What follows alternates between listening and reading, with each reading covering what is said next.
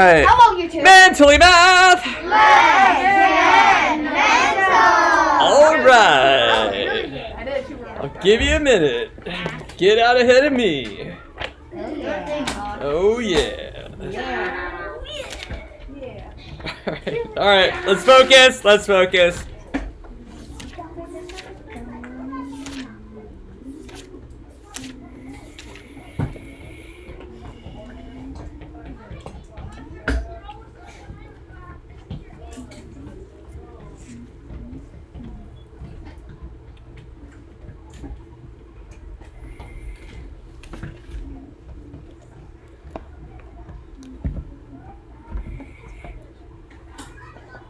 Okay, I'll assume anyone that is not frantically writing is already finished.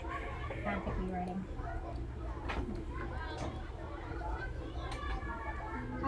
No one can be finished now.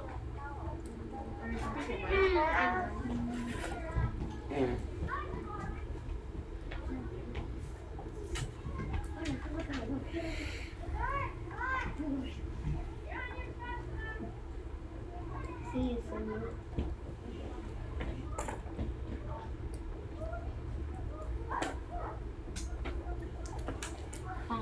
Okay, gonna give out 10 more seconds. Complex fractions. We'll talk about that. I mean, it's yeah, we'll talk about that. Wait, so we can basically just use your own method? I'll talk about it when we get there. Okay. But done. short answer, yeah.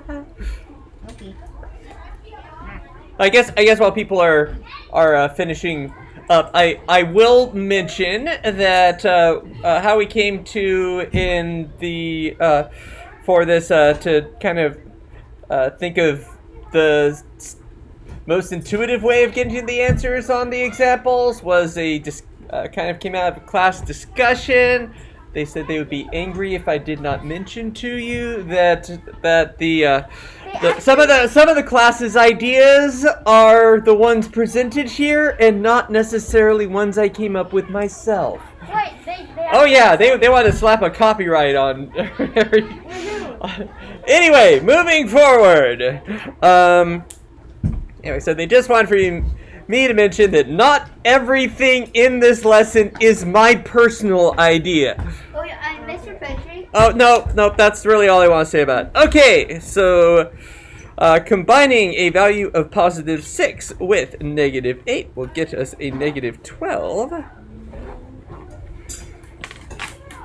Then this one, we are just dividing by 100, or 2 boingies that it's going to try not to let me use.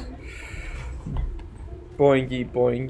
Down here, so we can have 0, 6, 2, 5. Ooh, messy, sorry. Then 32 plus 4 divided by 9 being 4. How convenient, Mr. Petrie. Well, it's probably set up to be that way. And then I guess with a D and F, they're trying to figure out if you have this the right way around. So 12 is 2/3 of what number? I can just divide that by 2 and multiply it by 3. It gets 18. And then it takes 10 millimeters to make 1 centimeter. So this would be 5/10 of a centimeter. Then 2/3 of 12 would be 8. And then I can think of this like each of these as being 100 and this being 40. Like take 10 from. So I could think 240 divided by 3 is 80. Okay, and then all right for this one. Yeah, this one's a little strange. Let's see. So for the 6% sales. I wrote the tax, not the total. Uh-oh. All right, so could think that 6%. You could do 1% Uh-huh. times 6. Right. Oh, 1% times 6. Yeah, that's perfect. So that'd be 25 cents times 6. Excellent. Would be $1.50. So putting those together would be $26.50. Yes, that was For some reason I calculated. right on the tip of my tongue. I was first thinking like, well, maybe it's easy to get 5% and then add 1%, but yeah, just 1% times 6. It's like just 6 quarters. I just divide $25 by 100, then multiply that by 6. Okay, well, those are all good ideas. Very nice, very nice. All right, so complex fractions, but just say any fraction is just a division problem, right? And so I think it's almost better to think of these examples as division problems that are set up a certain way than actually trying to really wrap one's head around about thinking of that as a fraction. Also, I am going to diverge from the actual Saxon method in the examples of doing these because I personally think that they have, thank you for raising your hand, I think that they have kind of violated a thing I believe, which is if you're being taught a method of doing something, it should demystify it and make it seem simpler and easier to understand. And I do not think that they did that with how they were trying to present these. So I think that we should just look at these as division problems and call it good on that. Yeah. Yes? My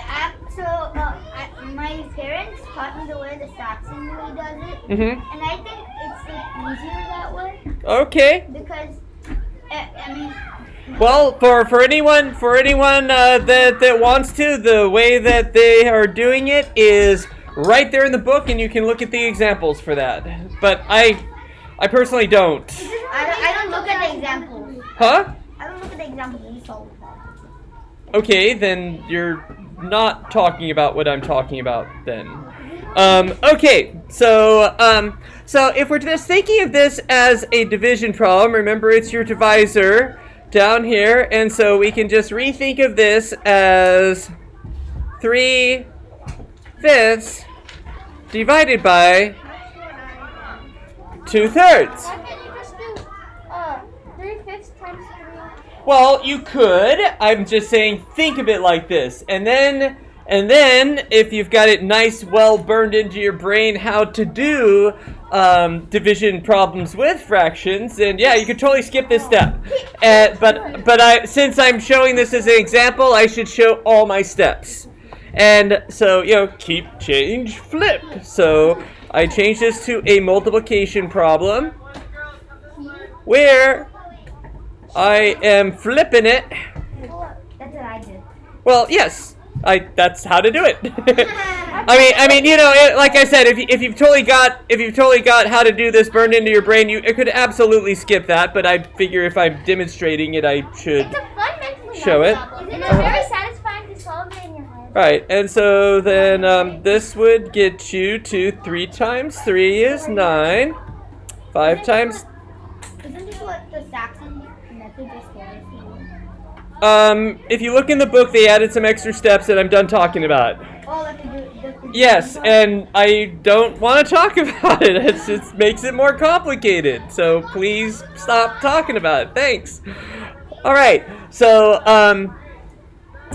there you go for example 1. All right. So here's our next example.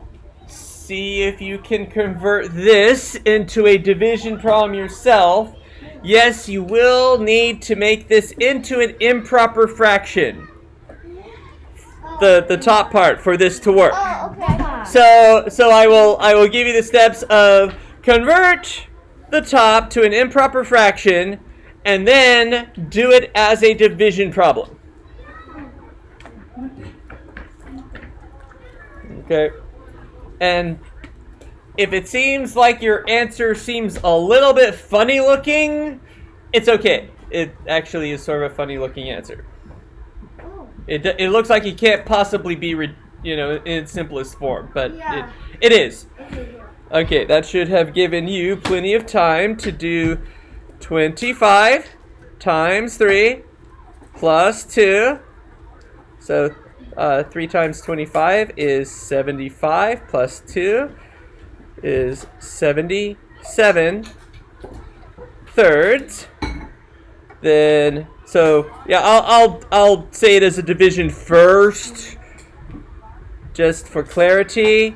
So then that's how that would look like as a division problem, but of course we need to flip those. I thought it was 25 and 2/3. Sorry, 100 divided by 2. And then that will be times 1/100th. And then you just multiply that across to be 77 times 1 is 77. 3 times 100 is 300, and believe it or not, that's where we can stop. Yeah, what? I was Right? It doesn't look right. It doesn't look right. Yeah, it seems like a really wonky answer, but it's totally true. It feels like it use it so much. It seems like a really hefty thing that could be reduced, but no. Yes? For mixed fraction, you couldn't just multiply the whole thing by 3/3. So the 25 and 2/3 would be like 25 and 6/3. Mm-hmm. Which so if you multiply it by 3/3, you get 77 over 100. Or no, 77 over 300. Mm-hmm. And 2/3 also multiplied by 3. So it would basically be 75 plus 2 is 77 over 300. Okay. Well, that seems like a great path for you to have taken. I'm just kind of trying to present these as division problems in the simplest way I can. When I first got somebody what? But if you've got your path to get there that's totally intuitive to you, that's fantastic. All right, let's let people try this one. Remember, you will need to convert that to an improper fraction.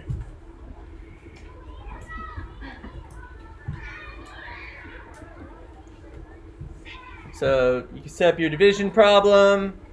If you would like to skip writing the division and put it straight to being a multiplication problem, because you totally know this like the back of your hand, I would understand that.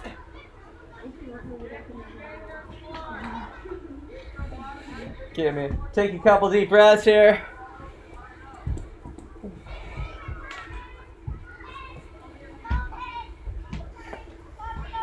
All right. So I'm sure people are quite well along.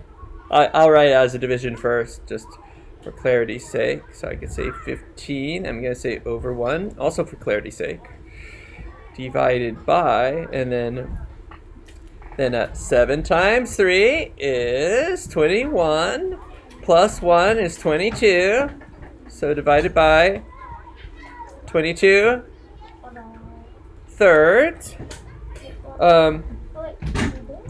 Now, remember that the bottom one is your divisor, the top one is the dividend, so the bottom one goes second.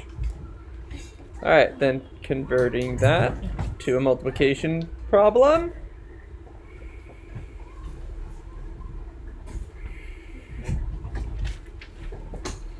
And then I can just multiply across. That'll get me 4. I'm going slowly on purpose because I'm assuming you're going to be done before me. 45 22s. So I can think there are 2 sets of 22. So one would be 22. Then my second one would get me to 44. And that'll leave me with 1 22nd. For the answer. Okay, how are we feeling? You want to give me a 1, 2, or 3? Okay, looking good. All right, thumbs up. Thumbs up counts as a 3. Sideways it. Mr. Bertree. What? Hey, you're a genius. You just did multiply both sides by 3. I already said that Yeah. Okay, great. last time. Dude.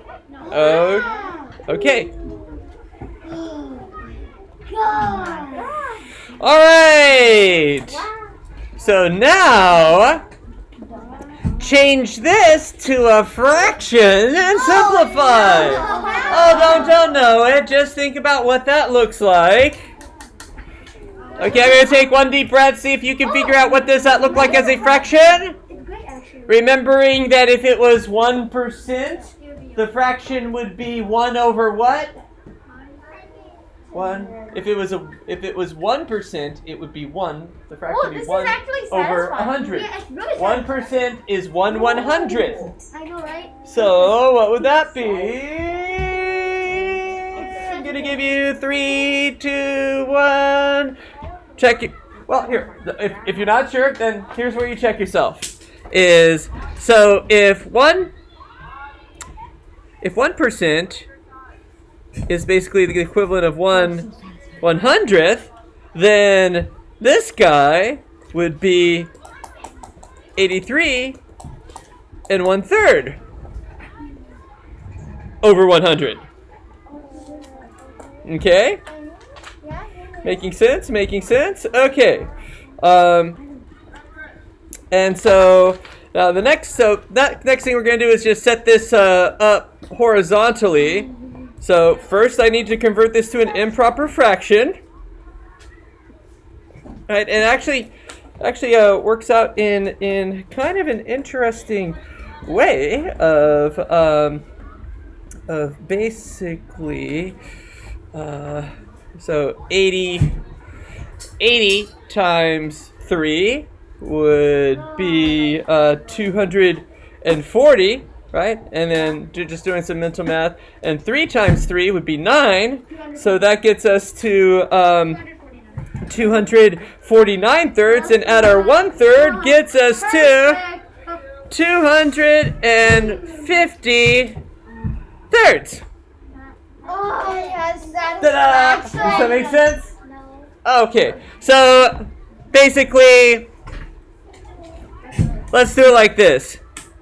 So we're doing 83 times 3, right? Yeah. And then adding 1. So I was just doing his mental math, but we could just do it out just to show it. So 9, and then this is 24, I get it. and then plus the 1 gets us to 250. Okay, and then sure, no problem. And then we would divide that by 100, but of course we can just instead say times 1/100th, and then now we could do some cross canceling goodness.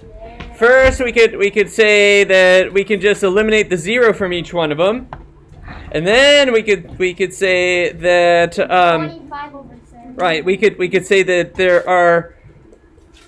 we could divide each one by 5, so make that into a 2 and make that into a 5. Does that make sense? Oh yeah, 5 cents. Right? And then I can just go 5 times 1 equals 5. 3 times 2 is 6. This is probably my most favorite Saxon lesson this year. Really? Yes. Oh, how fun! No, this last one and this one. Last one was so satisfying. Adding it from the bottom and putting it to the top, that was legendary. Right on. Okay, that's That was great. so Now, good. what's your question?